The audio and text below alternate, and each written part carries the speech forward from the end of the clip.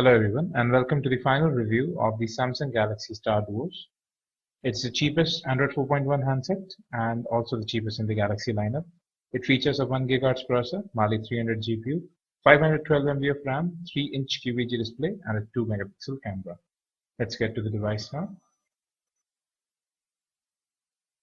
As you can see, in the front you have the 3-inch display. At the top, Samsung branding and the main earpiece. At the bottom, two capacitive buttons and the main physical button, home. On the left, you have the volume rocker. On the right, the power button.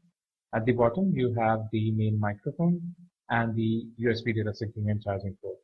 At the top, you have a 3.5 headphone jack and space to open the back cover. The phone feels very solid in the hand. It has some weight to it, but that is because it is concentrated at a very small space. Now let's open the back cover so that I can show you what all is inside. Now, as you can see, that the back cover is very solid. It is made of hard plastic. It does not bend. And since we have the ceramic white color, you can see the plastic sheen on it as well. It looks nice from a distance as well. Now, let me take out the battery. Inside, you can see that there are two micro SIM card slots and not full SIM cards. And there's the micro SD card slot right there. Alright, let me close up everything so that I can reboot the phone.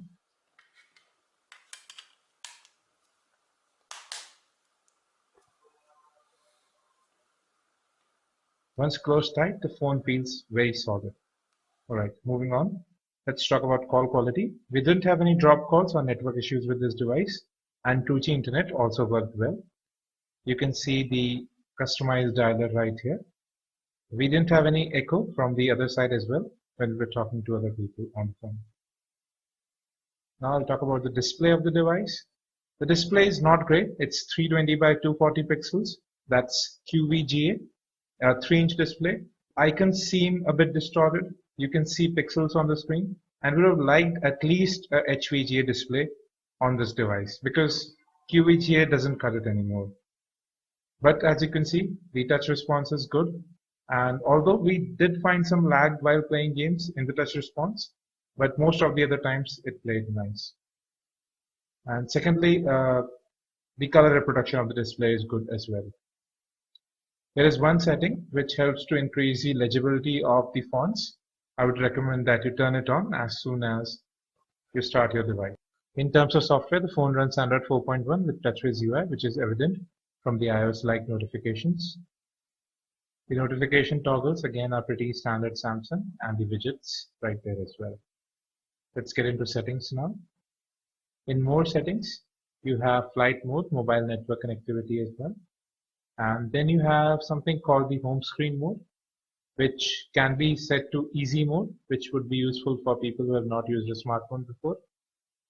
Moving on, we have something called motion, which actually if you flip the phone over, it mutes it while calling or while playing music as well. Now let's get into about device. As you can see, it is running Android 4.1.2 and it is the S5282 or the Galaxy Star Duo. As you can see, Samsung has included its chat on application, which is sort of like WhatsApp, and you have the customized app drawer right here, where there are several apps which have been pre-installed, especially the Google apps and some Samsung apps as well. There's a to-do list here, and then there is the S Planner and Samsung App Store, which is also available on this device. Now, if you want to move from apps to widgets, you would have to click on the tabs above, and you cannot move directly from apps to widgets like you can on stock Android. Now, there is a task manager in the Galaxy S Duos. Directly, you can kill all the open applications by pressing the cross button, and also there is a RAM manager, which you can see here. There are several different options available here, like active applications, downloaded applications, and RAM, as well as storage option. So if you move into RAM, and you can see here clear memory, it will remove all the applications from the RAM as well and make it faster. So here is the WhatsApp application, which users have asked us. It directly doesn't install on the device, but you need to sideload it, and Google Now too works on this device. Now let's move into the camera. The camera here is a 2 megapixel unit. It doesn't have autofocus, neither it has flash, so it's very basic.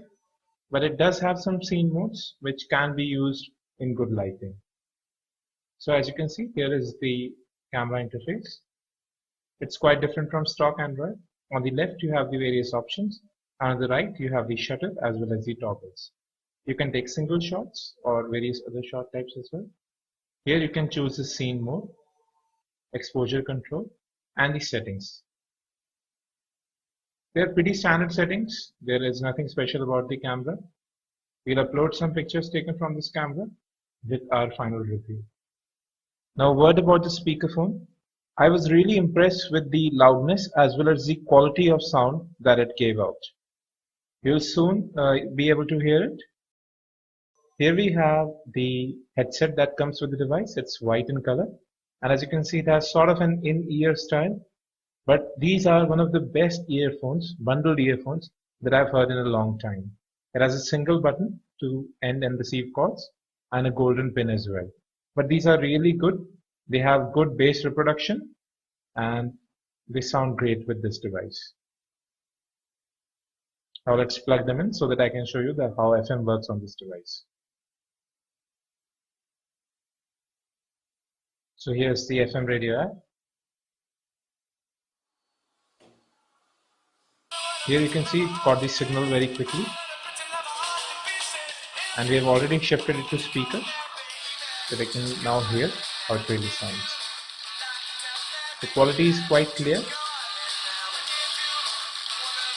and the reception is not bad at all.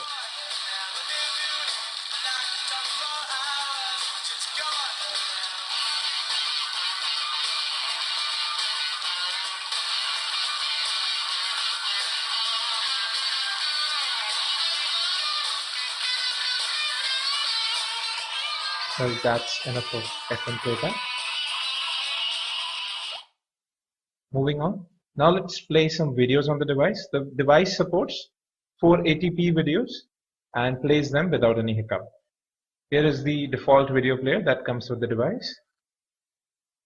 I'll play a video that Samsung has already included in the device.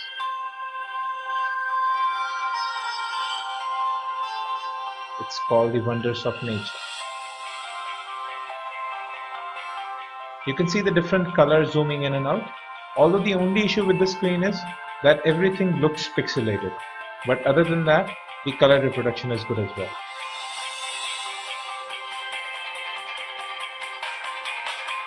Now a word about performance and gaming on this device.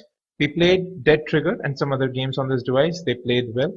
We have a separate performance benchmarking and gaming review, which are linked in the description. In terms of battery life, we got more than a day's worth with moderate usage and some gaming. So that's the final review of the Galaxy Star Duos, and we would have wholeheartedly recommended it if it would have had at least an HVAC display. It has good multimedia features and build quality for an entry-level device, but it's the display that makes us take a step back. So that's all for tonight. I hope you've enjoyed it. Thank you and have a great day.